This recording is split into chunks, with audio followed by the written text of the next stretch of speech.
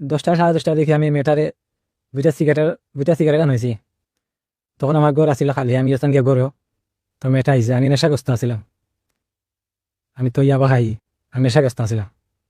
মেটা আমার পরে আমি যে আমার মধ্যে কত অমানুষ জেগে উঠল, বেটার প্রতি আমার খারাপ দৃষ্টি হয়ে গেছে।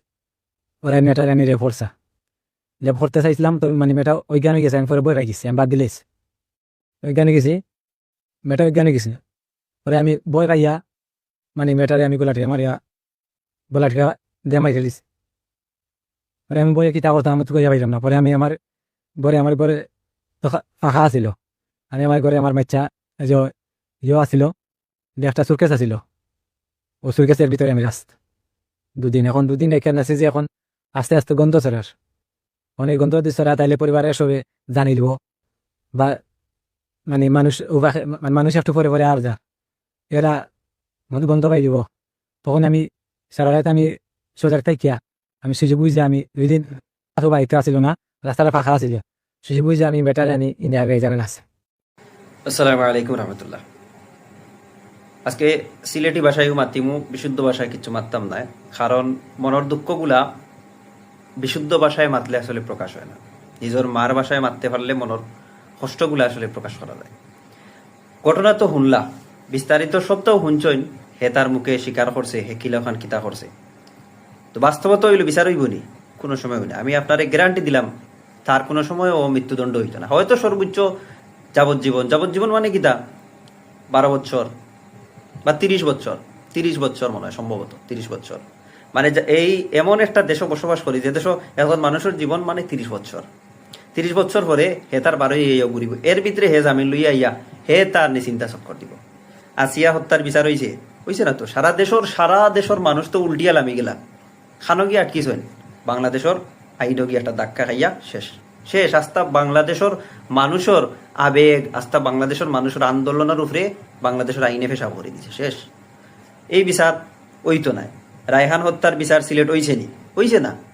এই দেশ আমরার দেশের আইন হইল গিয়া জনগণের লাগি নাই, তো ভুক্তভোগীর লাগি নাই। আমরার দেশের আইন হইল অপরাধীর প্রোটেকশন দেওয়ার লাগি।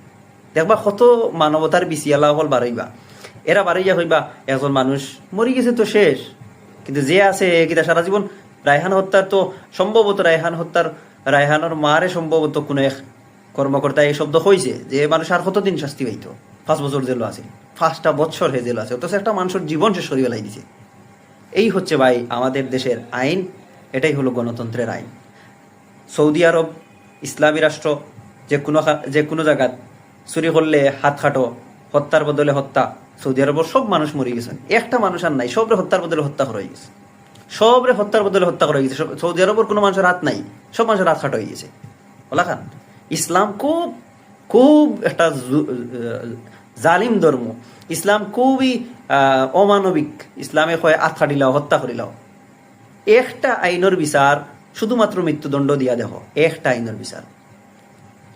বাঙালি আইন মানে না, সে কইছে বাঙালি আইন মানে না, খালি আইন করিয়া দেখো আইনুল্লাহ খান বাঙালি আইন মানে কিনা মানে না। তুমি আইনের ফাঁক রাখি তৈ দিবাই তার লাগিয়া, হে তো সুযোগ নিবও। তো এই দেশ বা এতে বিচার চাইয়া লাভ নাই, বেকার মারছে। তো যদি নিজে পারো কিছু করো, আবার যদি কইতে কইবা উস্কানি দিলে ইয়ার, তো এটা তো আবার সমস্যা, মব কালচার হয়ে যায়, কিতা কালচার হয়ে যায়, কিতি কালচার হয়ে যায়। তো এই দেশ আইন মানি আপনি মানসিক কিতার লাগিয়া বিচার আইনের কাছে না গিয়া, থানাত না গিয়া এলাকায় মাইর করে। কারণ ডাইরেক্ট মাইর, বাংলা মাইরের উপরে কোনো ঔষধ নাই, ডাইরেক্ট মাইর বিচার খাল্লি গাল্লি। কিন্তু আইনের কাছে গেছো ফয়লা তুমি সিস্টেমে পয়সা ডালতে তোমার জীবন তেন হয়েছে বাগিয়া। দয়া করি আল্লাহ কাও আসতে মানুষ এই দেশও আসলে তো আমরা সব গুলাম, রাষ্ট্রের কর্মকর্তা হল তো আমরা মনিব হল, কিছু খোয়ার নাই। আল্লাহর বাইদি চাইয়া যদি দয়া মায়া হয় আর পরকালের প্রতি ডর থাকে, তাহলে আল্লাহ কাও আসতে কিছু বিচার করুকা। আইনমন্ত্রী সহ স্বরাষ্ট্রমন্ত্রীর কাছে আবদার রাখবো, আল্লাহ কাও আসতে সংবিধান তৈয়া সংবিধান মানুষের লাগিয়া, মানুষ সংবিধানের লাগি নাই। মানুষের সমস্যা যেখানে হইব, আইন যেখানে প্রয়োগ করলে মানুষের সমস্যার সমাধান হইব, ও আইনগুলা হরক্কা। আইনের কারণে মানুষ যাতে তার বিচারটা কিনা আটকে, আল্লাহর আদালত কিন্তু আটকে যাবা। আপনারা শাস্তি কিন্তু আপনারা হুতাইয়া ইলা বাড়িয়া নি হইব।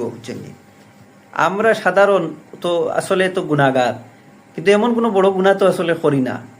এরকম জুলুম বা কোনো মানুষের হক মারিয়ে খাওয়া, হয়তো আল্লাহর হক নষ্ট করি কিন্তু বন্দার হক নষ্ট করি এরপরেও মাঝে মাঝে জাহান্নামের বয়ে ঘুমায় না আল্লাহর অলি হয়ে গেছিল কিচ্ছু না এটা ডরানি প্রত্যেক মুমিনের দায়িত্ব যে আপনারা যেভাবে নিশ্চিন্তা চক্কর দেন কিছু খোয়ার নাই আসলে আপনার আর বিচারটা আল্লাহর বাস্তে যদি দয়া করে খরই তো করবা আর নাইলে বিচার না করলে হইব এই দেশ বাংলাদেশও আসলে মানুষ তো কি তো পশু পাখিরও দাম বেশি